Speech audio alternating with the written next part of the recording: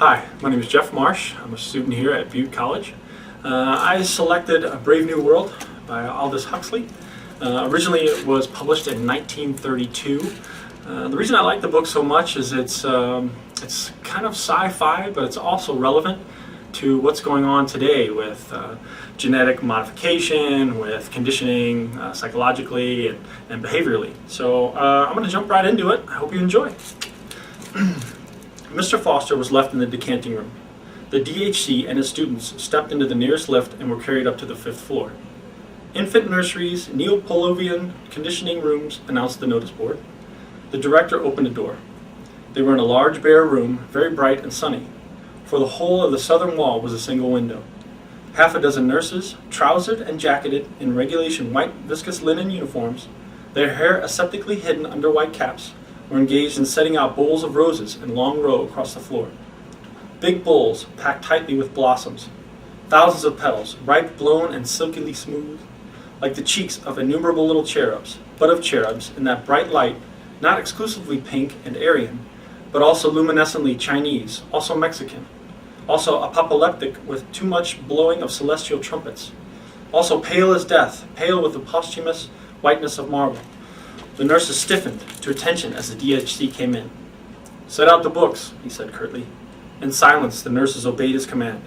Between the rose bowls, the books were duly set out, a row of nursery quartos, opened invitingly, each at some gaily colored images of a beast, fish, or a bird.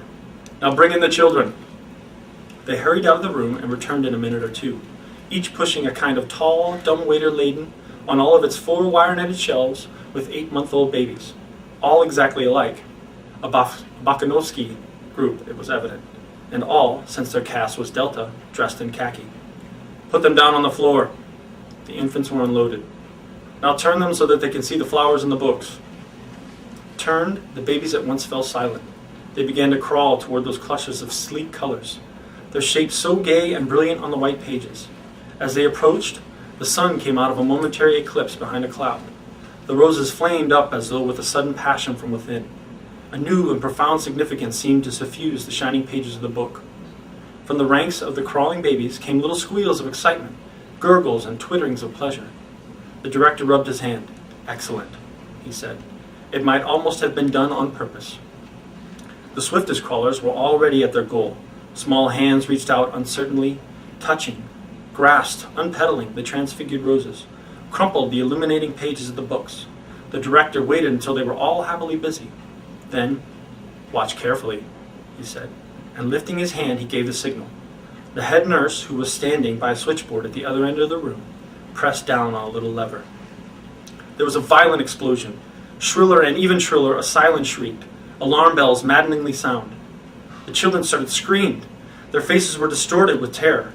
"And now," the director shouted, for the noise was deafening, "now we proceed to rub in the lesson with mild electric shock." He waved his hands again, and the head nurse pressed a second lever. The screaming of the baby suddenly changed its tone. There was something desperate, almost insane, about the sharp, spasmodic yelps to which they now gave utterance. Their little bodies twitched and stiffened. Their limbs moved jerkily as if the tug of an unseen wires. "We can electrify that whole strip of floor," bawled the director, in explanation. "But that's enough," he signaled to the nurse. The explosion ceased. The bells stopped ringing. The shriek of the siren died down from tone to tone in the silence. The stiffly twitching bodies relaxed, and what had become the sob and yelp of infant maniacs broadened out once more into the normal howl of ordinary terror. "Offer them flowers and books again." The nurses obeyed, but at the approach of the roses, at the mere sight of those gaily colored images of Pussy and Cock-a-doodle-doo and Baa-Baa Blacksheep, the infants shrank away in horror. The volume of their howling suddenly increased. "Observe," said the director triumphantly. "Observe." Books and loud noises, flowers and electric shocks. Already the infant mind, these couples were compromisingly linked, and after 200 repetitions of the same or similar lesson would be webbed indissolubly. What man has joined, nature is powerless to put asunder. They grow up with what psychologists used to call an instinctive hatred of books and flowers, reflexes unalterably conditioned. They'll be safe from books and botany all their lives. The director turned to his nurses. "Take them away again." Thank you very much. It's been a pleasure.